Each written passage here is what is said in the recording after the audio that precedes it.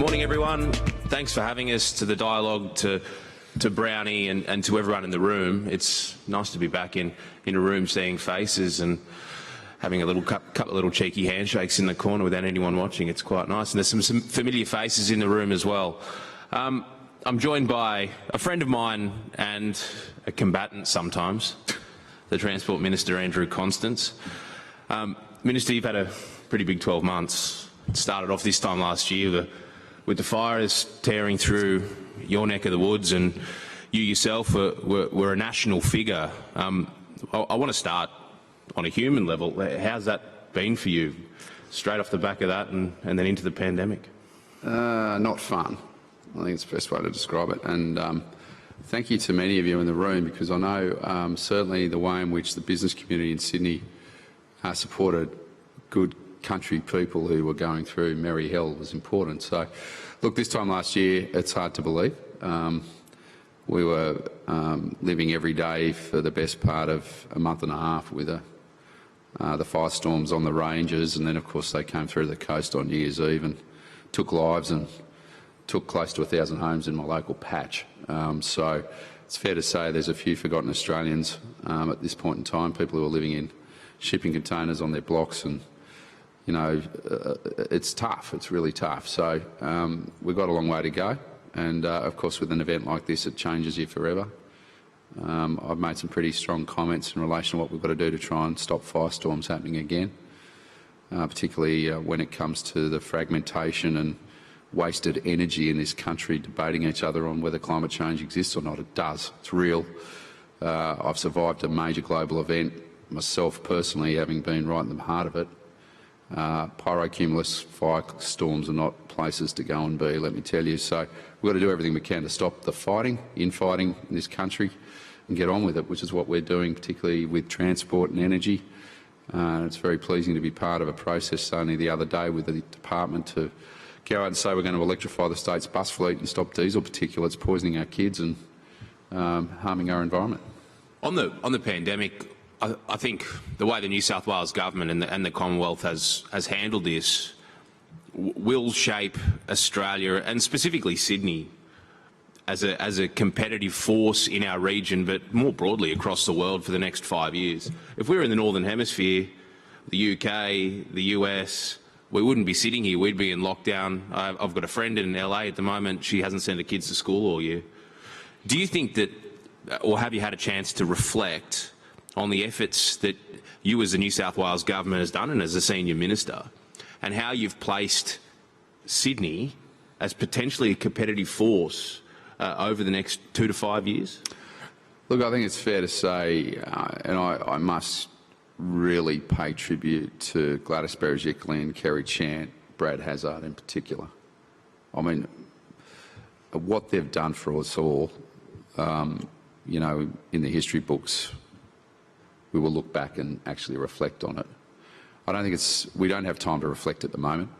We're still living every day with the management of everything from hotel quarantine, where the state has seen 90,000 people through our local hotels and being managed, through to the contact tracing, which has been superb. Even in the agency I'm responsible for with transport, I cannot tell you all the amount of work that's gone on behind the scenes to make sure that we keep the community safe. And at a national level, management of the borders, the national cabinet process, you know, it has been extraordinary, and I think we can't really appreciate how lucky we have been and the way in which the community responded unless we're sitting overseas in the Northern Hemisphere right now. I don't think we have any concept of what a true lockdown, a true shutdown of an economy, no end of sight, thousands of people dying every day in hospitals. You know, we've really just, I think, but we've been a standout, and we've got to stay the course. We're not through the pandemic. I do worry about complacency. Even in my own little regional community down the coast, we had an outbreak back earlier in the year, and the community was superb in how it responded. Southwest Sydney residents are superb in how they're responding to it right now. They deserve a pat on the back, because we could have easily gone like Victoria, but we haven't. So, we're not out of the woods. We had an incident the other day. We're still not clear of that yet, but people have been excellent, everybody. You're talking about the economic side of it, and we've got business leaders here today. An infrastructure-led recovery, but by my reading of what you have planned, it's no different to really what was in the pipeline that you set yourself up for 2 or 3 years ago. And I know today that the Northern Beaches Tunnel, while it's going to be a couple of years late, or delayed from when you initially thought you were going to do it. We can squabble about it if you want, but it's true. We'll have a squabble. The reality is you're not adding projects. You're doing the ones you said you'd do. Yeah, I mean, look, to put it into perspective, the last 4 years we've delivered around $56 billion worth of infrastructure. The next 4 we're delivering $72 billion in infrastructure. So, and that's transport and roads alone, not government-wide. That's just in my space. It will be a infrastructure-led economy. It's what the government does best, and getting on and building, and that gives tens of thousands of people opportunities to draw a wage. There will be people who will move into construction for the first time in their lives, get on-the-job training. I mean, one of the most exciting things I've ever seen is an Aboriginal lady in my own patch who's working on the Batemans Bay Bridge with John Holland. First time she's ever had a job at the age of 45. She gets up every day and she goes and partakes in work on that bridge. You've got young people in Western Sydney who are working on infrastructure projects for the first time, getting the skills for life. And they will continue to work on infrastructure projects as we continue to build them. So it's not rocket science what we're doing. And I think also, I know everyone's been quite fearful about how deep the recession might or might not be, given obviously this year in terms of the protections in place, particularly JobKeeper and the like. But I think the reality is we head into 2021, I sense a very strong confidence in what we're doing as a community. Certainly in terms of the fact that we're not seeing money go offshore being spent by tourists overseas and being spent locally. We haven't seen the housing downturn in property prices like that was forecast. No, do you think that this recession, technical or otherwise, is as deep as maybe some of the reporting around it? And I'm probably being guilty of that. I think there's too much reflection on what recessions have been like in the past compared to what we're facing in a modern day circumstance. I mean, innovation today is very different from what innovation was like back in the recession of the early 90s, the one we had to have, and other economic downturns. So I'm very confident that between the innovation space, the investment in the public infrastructure that we're undertaking, there's going to be certainly enough cash circling around in the economy, swirling around, and that will hopefully keep other sectors strong, be it retail and housing and the like. When you've got growth sectors like the Northwest and the Southwest, specifically the Northwest, there is, outside of the metro there is a lack of infrastructure. People in Alara Estate, there's tens of thousands of people that have moved in there at Marsden Park and they haven't got basic bus routes. Do you worry that sometimes you've got an obsession, the state government, about your big ticket metros and road tunnels, and you forget the basics? No, because a lot of our infrastructure spend is on those smaller projects, and Western Sydney roads have been a very real focus. And they're not going to be the everyday thing that you might report on. It'll be certainly the smaller projects which can make a world of difference. And there's been a lot of work go into those smaller projects. And I think look at Western Sydney in terms of our hospital spend, and we've pretty much rebuilt every hospital in Western Sydney. In the Northwest, there's going to be a new hospital go in because of the growth there. So, look, I think the thing is that the government is responding to that growth. I think it'll be interesting with the significant drop in immigration levels to actually see how much that slows some of the demand for that infrastructure in light of what we've seen this year and the fact that the borders are closed. Is that the reason you've scrapped stage 2 of the Parramatta Light Rail? No, not at all. So why have you scrapped it? Well, they're your words. Typical journalists. See, they try and put words in my mouth all the time, and I've said very clearly. Well, no, you have. And I'll just repeat it. Quite rightfully, we want to assess that project because we're putting Metro West in. You know that sort of single-deck driverless train that we're building between the city and Westmead? It makes sense to actually evaluate certainly that stage 2 component. The first and most important element of that, which I've indicated we're going to get on with, is actually building a bridge between Melrose Park and Wentworth Point, a public transport bridge and an active transport bridge. And then, of course, what I've also smartly said is if you have a look at overseas where they have very long articulated electric buses, they have new technologies that they're looking at. Now, I don't like the phrase trackless tram, but the reality is they're looking at vehicles which can carry close to 200 people, high frequency turn up and go services with dedicated lanes, dedicated stops. We should be looking at that technology. So I said, well, let's go and do that. So there's got to be a transport solution, certainly from Camellia through to the northern side, Ermington, Melrose Park, Wentworth Point and Sydney Olympic Park. But we're evaluating the best way to do that without necessarily tearing up every street and all the utilities that sit alongside it. Given that you talked about trackless trams or big buses, whatever you want, however you want to describe them, but you've been on the record saying that, and so has the Premier, that New South Wales is not good at building trains. Now, you want to completely recalibrate our fleet of buses to make them electric. Why can't we do that here? I guess there's a couple of reasons, being perfectly honest about it. You've got to look at the input cost to build them, and you've got to look at the scale. There's no point in us manufacturing trains just for Australia because we just do not have the demand for new trains across all states and territories.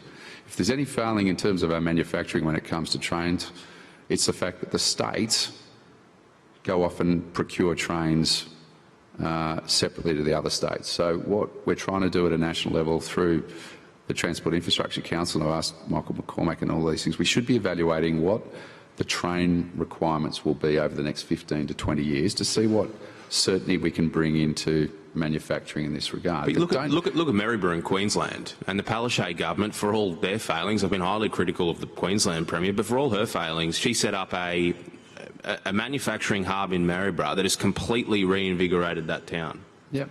We've got. But you're discounting that. But you've got the train yards up at Broadmeadows. They successfully built the Tangara train that we still use. I don't want to have an argument about it, but what I want to put to you is: do you think that, given that we're now looking within Australia, that Australians would not be happy with government spending 10, 20% more on trains if it means that local people are employed doing it? Okay, so speed to market. I mean, you look at what we've done with the Waratah trains. I mean, we were able to get a new train fleet on tracks given Sydney's growth inside 18 months. Now, Australian manufacturing couldn't deliver that. But don't discount the fact that Australian manufacturers are not inputting into these trains. They are. There's companies in northwest Sydney who are building component parts for these trains which go into them. It's like I've just had an argument about the ferries. I mean, 70% of those ferries are built in Australia. The only bit that hasn't been is because we haven't had the shipyard capacity to actually put the hulls together and do the fabrication, the large fabrication work. 70% of the ferries are built here. So, I know that's a story that's not told, but let's look at the input costs of manufacturing, our energy costs, our labour costs. When you talk input, is it largely energy and labour? Yeah, I think some of the industrial practices have been a real problem for us as a country.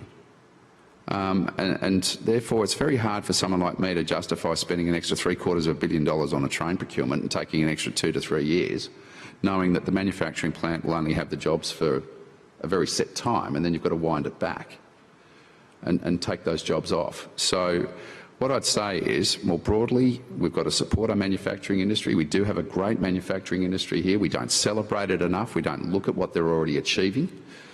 And then with these big ticket items, see if we can get better scale across all states and territories together so that there is a pipeline of works. And the reality is that if we're going to do that, we also need to export our products to the world. Because there's no point in scaling up in terms of train manufacturing unless we're not going to export. Because Otherwise it becomes, and it doesn't stack up economically. So for us, that's what's got to happen. That's the leadership that needs to be shown. I'm trying to show it through TIC, because I, like everyone, I mean, I don't want to see products manufactured overseas. Of course I don't. But ultimately, we've got to weigh it up. We've got a great exporting country in our agriculture, our minerals and the like, and our manufacturing. But, you know, ultimately, in terms of this issue, we've got to look at scale and what's viable economically. One of the big issues for Western Sydney at the moment is the cost of tolls, and it's been a long running issue. The M8 tunnel, I know you've said you've released the EIS on the Northern Beaches today, but the M8 tunnel, I want to talk about the private sector involvement. Now, Transurban is on the record saying that 15,000 cars through there a day, or vehicle movements through there a day, for them is success. Does the government judge that as a success? Yeah, because, I mean, ultimately, let's call a spade a spade. Tolls give us the ability to deliver the infrastructure generations ahead of time. And the government doesn't have the capacity on its balance sheet to spend the magnitude of the money that we're doing. We're also spending $25 billion on free roads. That never gets mentioned. But in terms of the toll road network, imagine if we didn't actually have these motorways. Imagine how Sydney would function without them. So it gives the capacity to deliver the infrastructure generations ahead. It gives the government capacity to go and build other things, be it hospitals, schools, police stations, fire stations, and the list goes on. The other thing is that certainly in terms of the M8, I mean, the travel time saving between Liverpool and South Sydney is about half an hour, and it's only going to get but no better. One's using it. But no one's using it. Yeah, but it's also got the M4, M5 link, which we're building, because it's yet to be complete. You have to take a mortgage out in your house to use it. So what's that? You have to remortgage the house to use it. Well, that's a bit sensationalist, Chris, but I work for Channel 9. For a journalist to show sensationalism. But the reality is we've also got M5 cashback still in place, and we've also got other means to support people through the toll relief mechanism we have with motor vehicle registrations. And then at the same time, you know, people do actually have the option of the free road alternatives, which the media are also attacking me on. So again, you can't win them all, but the reality is that Labor built the M5 with 2 lanes. It was the stupidest decision that has ever been made in terms of servicing South West Sydney with a motorway. It was a car park from day one. So we've had to build the capacity with, obviously, the M8 tunnel. As I said, it's got a link into the M4 and M5 link tunnel yet, and that's well underway. And I think once we start to see that, then you know, there'll be that game shift as well. So, you know, look, again, we've got a lot of work going on, but, you know, the other point is that we're also investing in public transport at the same time, and people are opting to use public transport, which is great for the environment, great for their hip pockets. It's the cheapest way to get around. And increasingly we're seeing people opt to not actually own cars into the future because of things like metros and the inner city, of course, the way in which we're developing it. So, you know, look, it's a necessary, unfortunately, it's necessary to pay for our infrastructure through tolls, but it's also the reason why we will never see a congestion tax in Sydney. Well, we also, you were one of the first proponents of value capture in this city. Well, why haven't we been able to see that get off the ground, specifically around the Metro West, where it's going to be in excess of $20 billion. No one's arguing that it needs to be built, but that's a huge expense, and one that you've been on the record saying that the developers can help supplement. Yeah, so again, the way in which it's typically done is through the planning department and a state infrastructure contribution. So the SIC process through planning. So what's been the hold up with it? Why haven't we been able to get it off the ground? Because your government. Oh, we have in part. I mean, I think depending on the mechanism that you use. I mean, Northwest Metro is a classic example where you do have value capture happening with the government, you know, basically with 76 hectares of land alongside that corridor, converting it to be able to pay for the $1 billion conversion of Central. So we are doing it. I think one thing that I would point out is that metro stations in particular and the placemaking around the station boxes are the best place to do the type of value capture that can make a significant contribution back to the infrastructure. So, you know, that's all getting worked through, but again, it's largely driven by the planning department and Rob Stokes.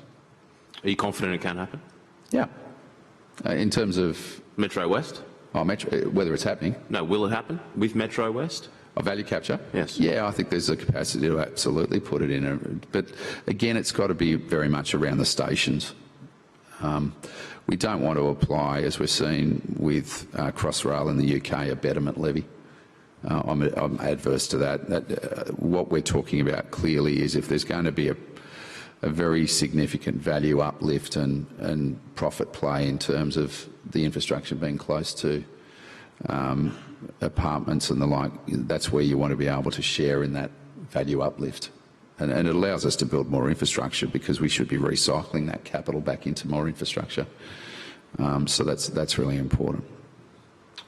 All right, well, we've run out of time, but Minister Constance, good luck on your trip back down the South Coast. Thank you very much for your time. And can I just say, on behalf of everyone in Sydney, I know I'm a journalist, but you and your government have done a magnificent job to get us where we are in this pandemic, and it's lovely that we're having somewhat of a normal Christmas. So thanks very much. Yeah, thanks, Chris. Thanks, Ray.